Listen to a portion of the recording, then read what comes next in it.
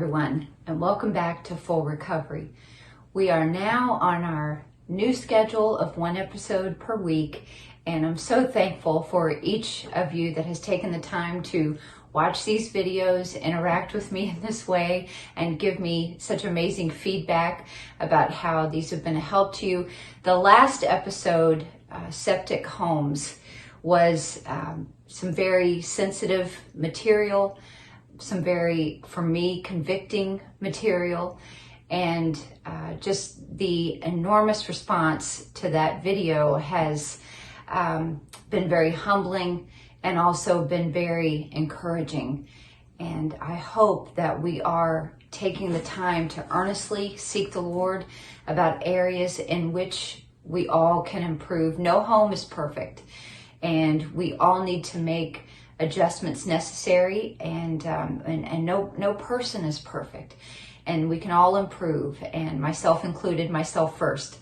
And so I hope that if you haven't had a chance to watch that episode yet, that you will, and that it will be an encouragement to you if you are striving to do things in the right way, and a strengthener for you if you are searching and how to make things better in your home and in your life.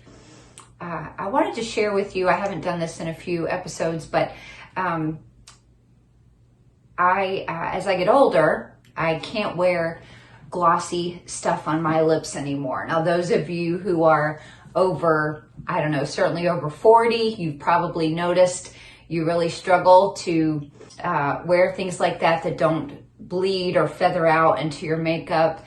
When I was younger, I remember when I went away to Bible college and I was trying out for this singing group that was going to travel. The only makeup I wore was mascara and a little bit of cover stick on my face if I had a problem, and Bonnie Bell root beer lip gloss. that was it. And I remember when I tried out for this group, the person in charge of it said, are you willing to wear a little more makeup? I was like, what are you trying to say?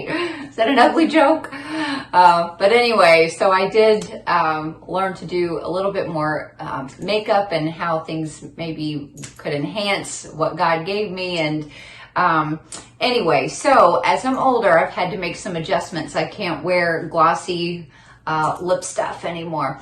But I found a product in the last few months that has been wonderful, and I just want to share it with you in case you're interested. I prefer matte lipstick. I don't like sparkly lips. I can't wear shiny lips anymore. So I prefer a matte look, but so many of the matte lipsticks that you try, or at least that I have tried, end up in separated on my lips or in like clumps.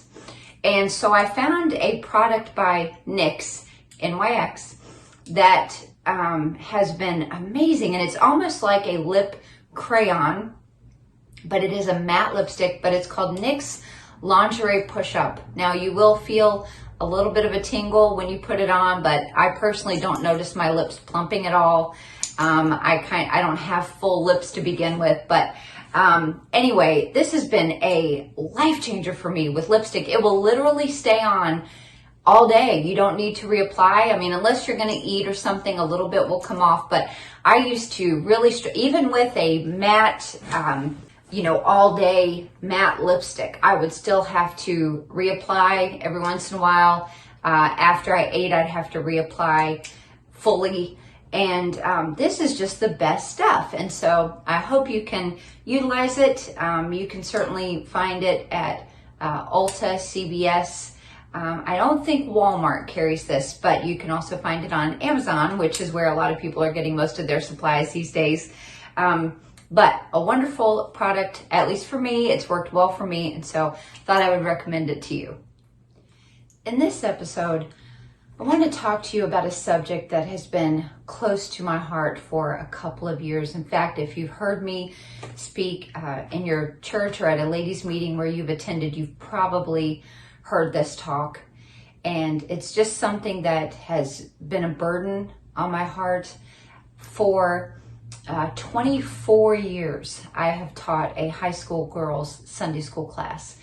That does not make me an expert on teaching teenage girls or the ways or the ins and outs of teenage girls, but it does make me, having done it for 24 years. That's almost 2.5 decades of teaching teenage girls. In fact, today I'm coming to you from my Sunday school classroom, where for the last several years I have taught teenage girls right in this very room. So it's very fitting that I come to you from this room today to talk about this subject. And I want to maybe open up some communication about an area, several areas, where things really need to be discussed more than they are. My husband and I have also raised 2 daughters, and they are now grown and living their adult lives. And we are very happy with the young women that they have become. They are givers, they are secure in their faith, and they are secure in their identity in Christ. And they are wonderful adult people. We enjoy being around them. We miss them when they're not with us. When the news first broke a few years ago about Larry Nassar, who, if you remember, was a coach for women's gymnastics. I believe it was at Michigan State University, might be U of M, but I don't think so. I'm sure some of you can correct me in the comments or instruct me in the comments. I think it was Michigan State. He was a doctor there that worked with the women's gymnastics team and also worked with the women's Olympic gymnastics team. And as you know, if you've seen any news at all in the last few years, then you know that there were over 200 young women who came forward to say that they had been abused by him. Now, this is what I find so hard to believe about this story, and yet I believe them because they gave the same story, all the scenarios with these young women that they retold were just word for word almost the same, and they were different ages, different stations of life, but they had all encountered him in the same way, and the tactics that he had used, they all stated it the same way. And it's uncanny to think that they would not be telling the truth after all of this information had come forward. And many of them testified in court about being abused by him while their mom or mom and dad or dad were in the very room with them. This doctor was abusing these young girls, doing things to them while their parents were in the room. Now, I don't mean to imply their parents were a party to it, but their parents were present in the room while this doctor was performing these treatments on these young gymnasts. And many of them testified to the fact that their minds would be screaming, "Stop, Mom, do something, Dad, do something." And yet they couldn't utter a word. They couldn't say anything. Not one of them could bring themselves to say, "This man is hurting me or violating me." They couldn't bring themselves to utter that. Think about that, how heartbreaking that is. If you know the name at all of Harvey Weinstein, then you know that there were, I believe by last count, over 100 women, young women, and some are older now, but young women that came forward to say that he had attacked them or assaulted them, raped them. And not one woman did he go by and kidnap off the street. He would invite them to his hotel room and they would go willingly. Some of them even went back after they were attacked. My mind just can't wrap my brain around that. But by their own words, they would go back after he had tried something or actually done something. So he never abducted these women and held them captive. They would come at his invitation, but they felt compelled to do this because of where they wanted to get in life. They wanted to achieve something. They wanted to go somewhere in life and have this career on the big screen that he had promised to give them. And they gave similar testimonies that they just couldn't bring themselves to tell anyone. He had either threatened their careers, threatened their lives if they told anyone, or threatened to ruin their reputation in some way. But these girls felt, these young women, even two of his own personal assistants have testified against him. The same thing. They were in jeopardy of losing their jobs, or but they felt like they really couldn't tell anyone. Many of these young women signed agreements so that they, by law, would not be able to tell someone. And wow, again, my mind is just baffled to listen to these young women. Do I believe they were assaulted? You bet I do. But that kind of control over a young woman's, not just her body, it's easy to see how a man could have control over a young woman's body. He can overpower her. He can do things to get her under his control physically.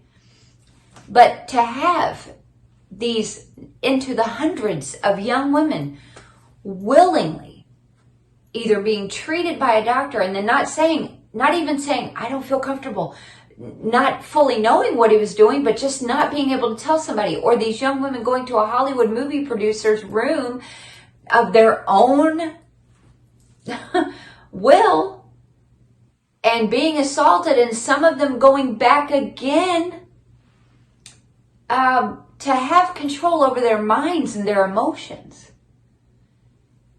And as I've listened to these testimonies, the thought just hit me.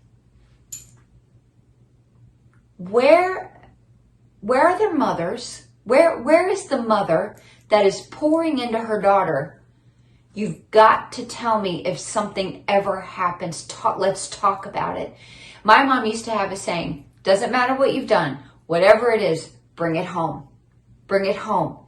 We'll talk about it. And I will tell you that I never had a Me Too moment. I was never abused in any way or assaulted in any way. I never had a Me Too moment because my mom had a almost killed a man moment. And I will tell you that story quickly. I don't mean to hurt anyone in this story. These people are no longer in this person is no longer a part of my life. But when I was in high school, I had a teacher who, in a certain segment of our class, our senior class, he had a connection, a group that he was in charge of. And so after we graduated, I graduated high school at 17. I did not turn 18 until the following August. But I was still 17. And on a certain night, this teacher had asked, could I meet at a restaurant with this other group of students that were involved in this area where he was in charge? And I said, sure, I can meet there. So I got to the restaurant. I thought this was just going to be sort of a end of the year graduation, yay, we did it kind of celebration. And I get there to the restaurant and came inside, sat down at the table where this teacher was. And he assured me that everyone else was coming soon. They were just running late. And since in my mind we were expecting about 15 other people, I thought surely I would not have been the first one.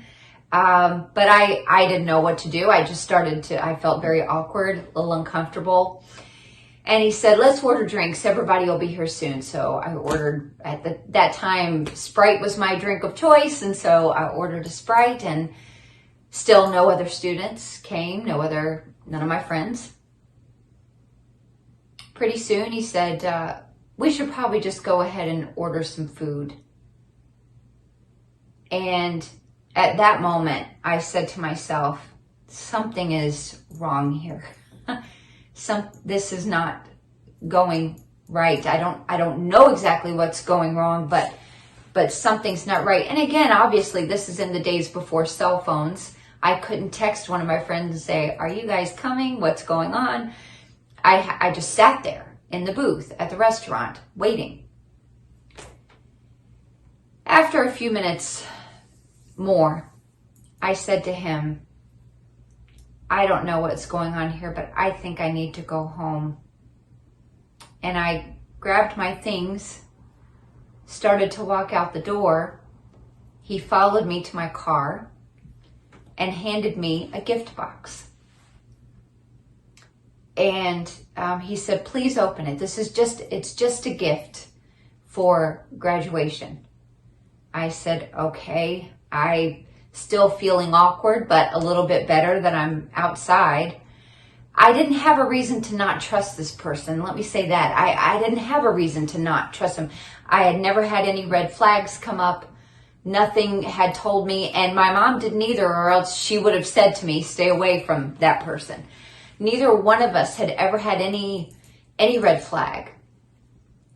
But I'm standing there at my car, opening this gift, and I realize as soon as I look inside of it, oh no. There was a little velvet blue jewelry box with a heart locket inside. I tried to hand it back to the man. I said, I think this is a little much for me. I tried to hand it back. He wouldn't take it. I just threw it in the car, went home. I got to the house. I opened the door.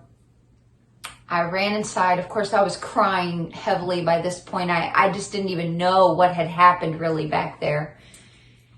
And I went straight into the bathroom and I just threw up, and I began throwing up. My mom came in, held my hair back. And the whole time, my mom always called me baby girl. What's wrong, baby girl? Tell me about it. And when I began to tell her what had happened, I immediately saw the look on her face just change. And she said to me, don't you worry about a thing. I'll take care of it. And I said, what are you going to do? She said, you don't even have to worry about it. It's all going to be fine. I said, okay. I never had another moment's peep from that man. Never any other issue at all. I did not know till years later that my mom went straight to our pastor, and they brought the man in who did confess that he thought, since I was graduated, that he could have some sort of relationship with me, even though I was only 17. But I've thought about that event many times, and especially that came into play with raising our own girls. I taught our girls from the time they were young, do not ignore red flags about a person. And I taught them what red flags meant, or what I meant by red flags.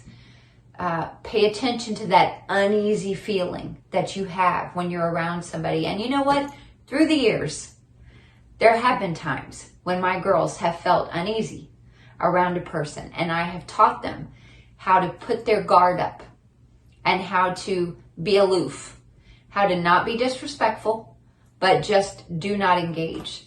Now, I understand we are living in a culture where people want to act like, this kind of thing has happened to so much. It's just rampant in churches especially, and all of that. I'm telling you, it's in every walk of life. And I think we're all seeing now with the amount of child trafficking and child abuse that is being uncovered in society today, just how rampant abuse is and hurt of children is. And I don't know how adults in good conscience can hurt a child, and yet they do it.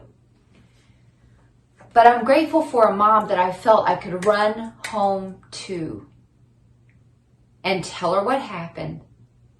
And she would see how sick I was at the thought of something happening. I still couldn't even at that time wrap my brain around it till much later. But just that sickening feeling, enough to make me physically get ill.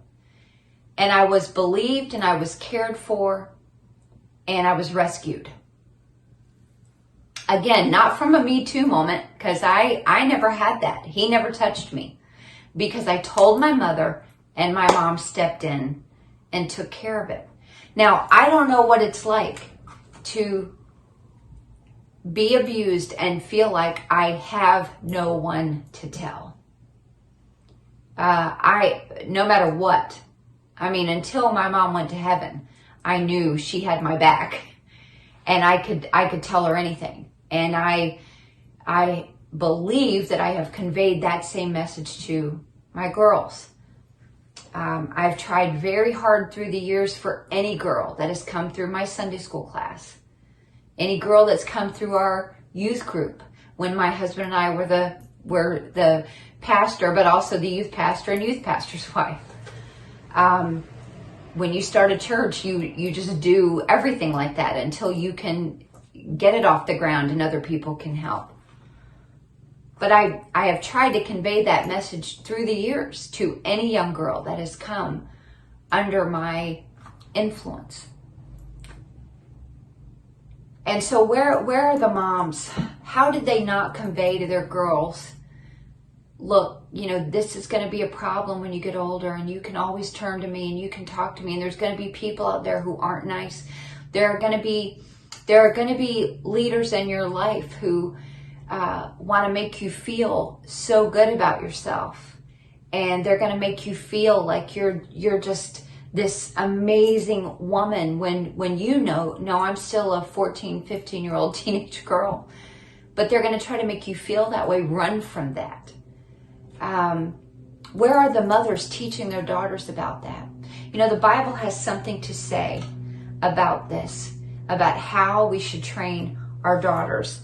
And I want to read this to you because for a long time, I really did not that I didn't agree with it, but I just didn't understand how it worked or what the point was. But we find the verse in Psalm 144 and verse 12, that our sons may be as plants grown up in their youth. Now, I will tell you, we do have one son in the middle of the girls, and our sons as tender plants grown up in their youth. I really did not have a grasp on that when our son was little, because here's the rest of the verse, that our daughters may be as cornerstones, polished after the similitude of a palace. Okay, when I first read that, I thought, okay, that should be opposite. Our girls should be as tender plants, and our boys should be as cornerstones. But I realized something, that a young man needs watering and lots of sunshine and love and encouragement and strengthening so that he can grow up and be an amazing producer of life and wonderful things and be a sustainer of a lot of things. He needs to feel like that plant that has grown up and become a useful product, a useful thing, a useful being. And it was my job when our son was little did we butt heads sometimes? Yes. But once I figured things out and I started to say, okay, I'm not supposed to be a domineering mother. I am supposed to be showing him where the boundaries are, but I'm supposed to be pointing him to his father.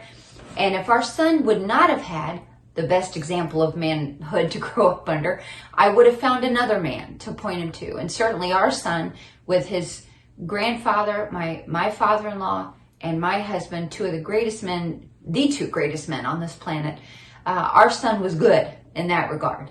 But I would have found somebody to show him the example of this is how it's supposed to be.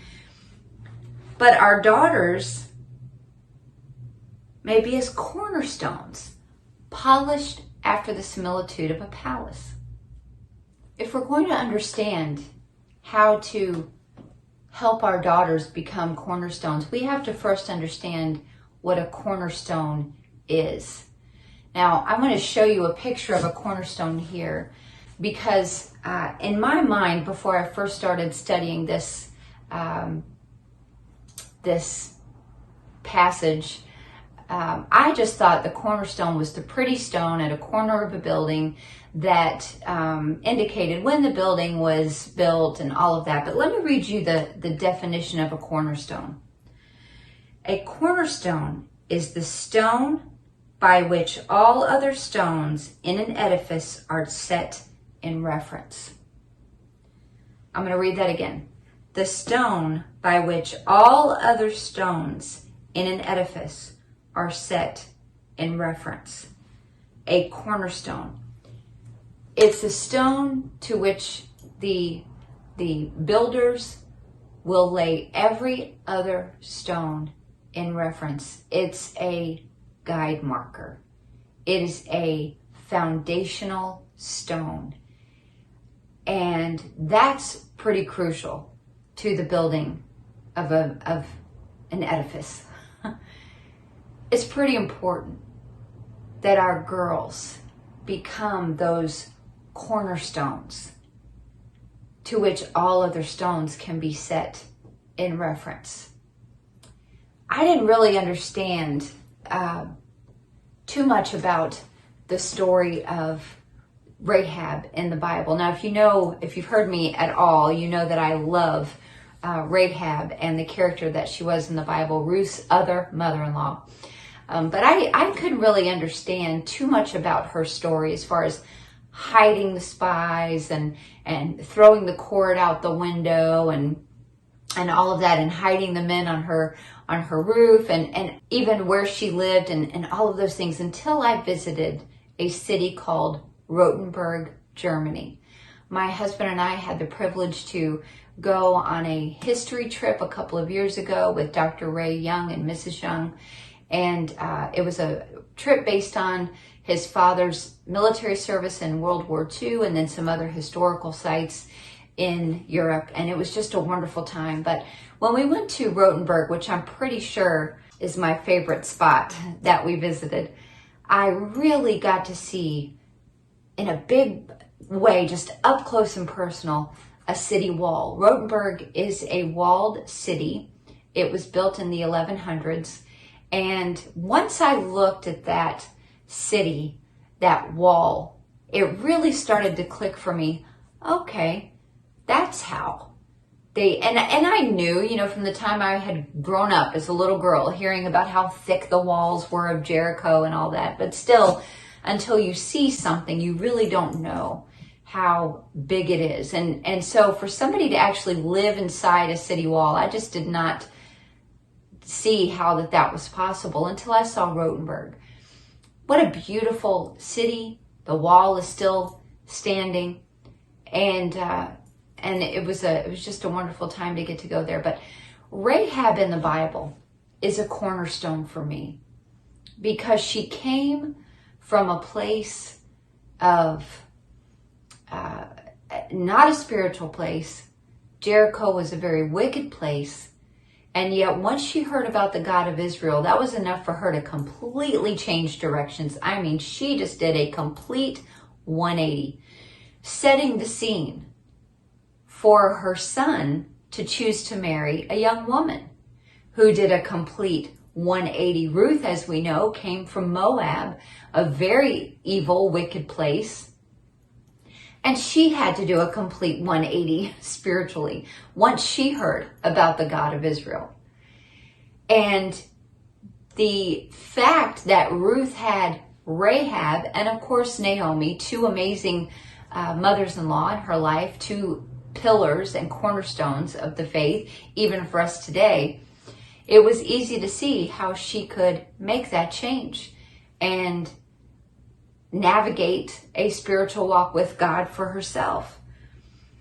But now that we know what a cornerstone is, a stone by which all other stones in an edifice are set in reference, how do we create them? And that's what I want to talk about for these few minutes today, creating cornerstones.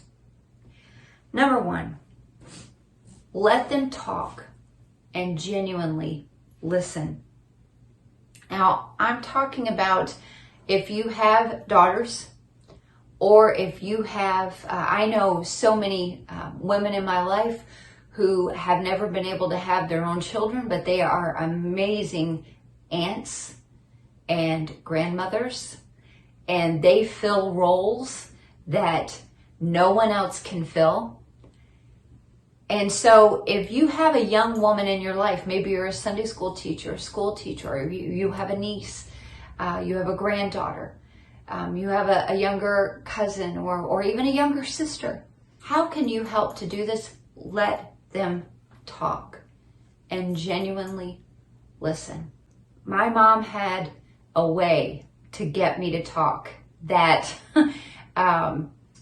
even to this day will work for me. And I did it a lot with my own girls when they were little. But in fact, I joke with my hairdresser, because if you rub my head, I mean, literally, if I was ever a prisoner of war, all they would have to do is start massaging my head, and I would just spill my guts about anything I knew. You don't have to threaten me physically, just rub my head and I will, and my hairdresser, those of you who know Natalie LaRiviere, sometimes I tell her she's not just my hairdresser, she's my therapist, because I've spilled my guts about so many things to her. She can, let me tell you, she can give a good hair wash. And a great haircut too. I don't want to minimize that. But my mom used to sit on the end of my bed and just brush my hair. And she would never ask me, who were you with at school today? Tell me what happened. She would just brush my hair and then, tell me about this. And I would talk. And I talked to my mom until she went to heaven. We were very open. I knew she genuinely listened to me and she believed me. Young girls need somebody who will listen and talk to them. Even to this day, our family times at dinner, eating meals, we talk a lot. I know there are families who just want to keep things silent during a meal, and that's fine if you feel that's the right thing to do. But I'm telling you, the information we gained from our kids while we were putting good food in their mouths, it wasn't that difficult. Driving in the car, don't just have music blaring or movies going all the time. Drum up a conversation. A good way to get your kids to talk about something? Ask them what they think about it. Do you know that many times our children have had insights on subjects where I just go, wow, I'm so glad I asked about that. I learned something. And let them talk and genuinely listen. Number 2, find scriptural answers to their questions. Opinions are weak. Scripture is strong. And I've taught our girls especially, but our son too, when they ask questions of someone, or they're talking about something with somebody and the person starts to use phrases like, I just think, or I just feel, that's a person that hasn't studied out that subject in Scripture. Because when you really want to find out what God thinks about a subject, then the Bible is your go-to. And maybe at that juncture you say, you know what? Why don't we look at what the Bible says about this? But I just think, or I just feel, has been such a detriment to Christianity today, to society today, to parenting, to marriage, to relationships. I just think, well, have you taken 2 seconds to figure out what God thinks about something? Do you know that Jesus gave us so much direction in the Bible, so much information on resolving conflict, relationship issues, how to handle things, conflict resolution, how to handle gossipers, how to handle just a myriad of subjects in the Bible. He gave us the parameters for handling those subjects. Many subjects are covered in the epistles. Many issues we face today are covered in Proverbs. That's why it's important to read a proverb every day. Find out what the scripture says. If you don't know the scripture, you won't proceed scripturally in life. And I would say you won't even care to. You won't even process that you need to. And if that's your MO, then you dead sure won't realize how vital it is to use scripture in creating cornerstones. You won't even think it matters. And I'm telling you, it's vital. Find scriptural answers to their questions. Next, teach them principles to file away for later.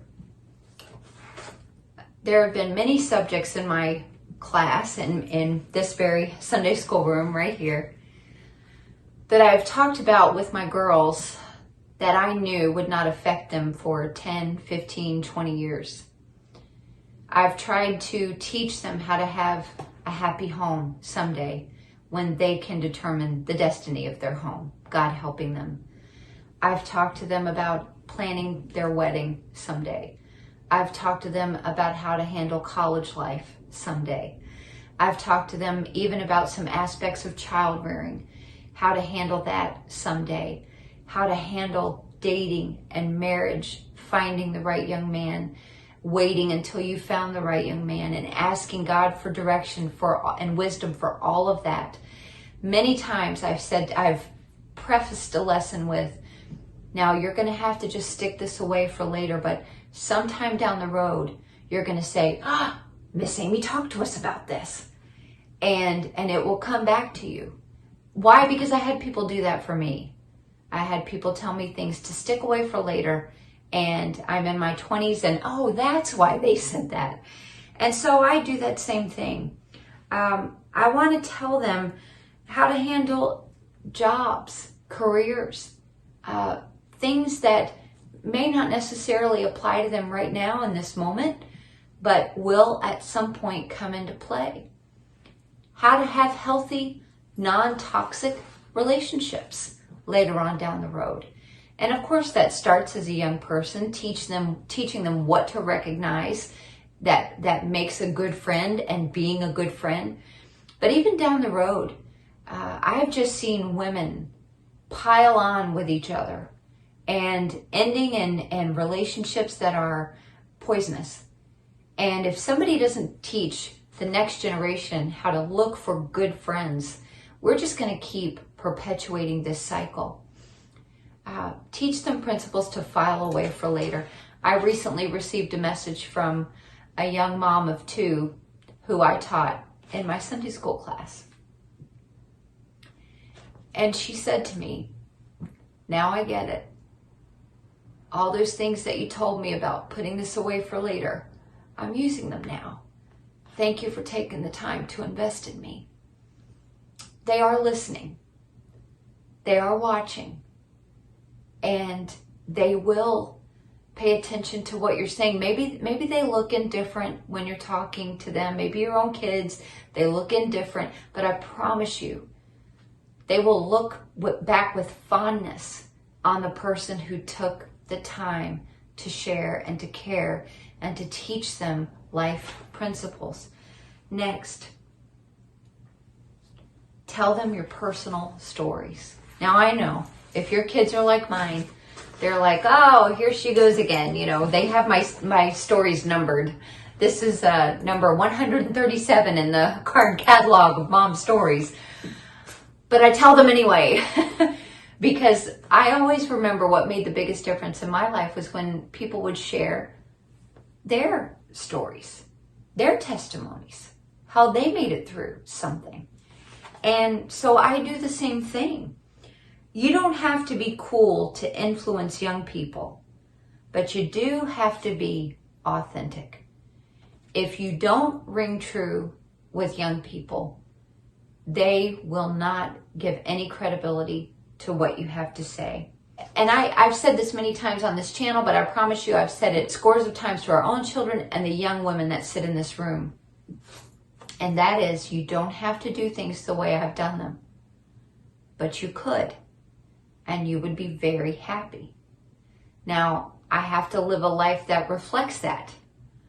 I can't be bogged down in the awfulness that happens to us sometimes in life. I can't let other people get to me, people who spew hatred or criticism or negativity. I can't let them get to me, and I can't, or do they get to me sometimes? Sure, but I can't use those who come behind me to verbally vomit on all the time. Or you know what? They're not going to believe me when I tell them things like, God was so good to me during this time. Let me show you how he was. They will say, really? Because what you're saying now indicates that there are times when God's not good. You have to have a life that backs up what you're trying to portray. You have to be authentic. Lastly, be a cornerstone yourself. And that starts with connecting with God every day for yourself and letting that be evident. When I have given this talk in places, one thing I do is I will start on the main floor and I will say to the crowd, can any of you see my shoes? And when I'm standing in just the far, I usually start on my far left. So if I'm standing there at the far left corner of the auditorium or the room, wherever it is, and I say to them, how many of you can see my shoes? There's really only one or two sitting right there, right at the edge of where I'm standing, that can see my shoes. And I'll say, you know, can you see my shoes? Tell me what color they are. And they say that, you know, black or brown or whatever. Then I move over a few feet, still on the main floor, but moving over a few feet. And then I say, now how many of you can see my shoes? And a few more hands go up. And I continue that with moving up to the bottom step of the platform. And then, of course, even more people can see my shoes. And then moving up a couple of more steps so that even more people in the auditorium can see my shoes. And then by the end, I'm standing on the platform where when I ask the question, how many of you can see my shoes, every hand goes up. And when I do that, what I'm illustrating is the power of influence. The higher that you go on the scale of influence, the greater the exposure you have. The more people that can see toe to head. And that is a gift from God. That is something that you can't get any other way except God gives it to you. Now, can people be influenced to do wrong things? Sure, but you know what I'm talking about. If you're going to influence someone for God, God gives you that. You can't scratch and claw to get it. You can't manipulate and move behind the scenes to get influence. It's 100% God given. And when God has given you influence, that has to be treated with the mindset of, everything about me is going to be exposed at one time or another. It's going to be laid bare. And so my reactions to things, my philosophy of life, my spiritual walk, my growth, my struggles, they will all be laid bare. And if I treat my navigating of life and Christianity and the good and the bad and everything that comes my way in life with, yeah, but sometimes I can let off a little steam to these people, or sometimes I can let somebody have it, or sometimes I can, I can not have the best attitude, and we call that being real. The truth is that's not real. There's a difference between being transparent and being a detriment. Being real, being transparent is doing it the way Jesus did it.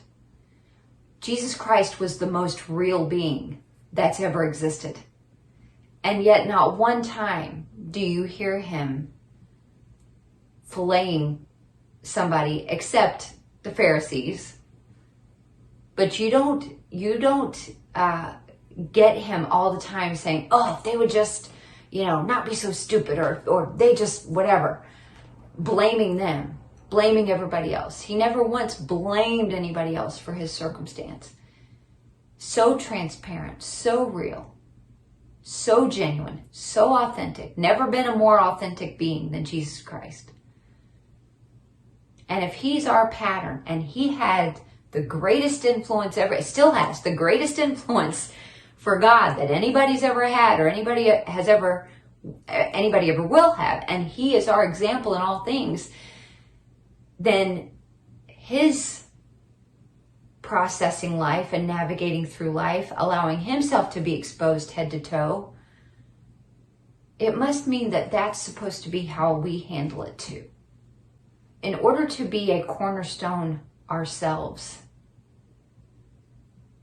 we're going to have to really get down to what makes us tick.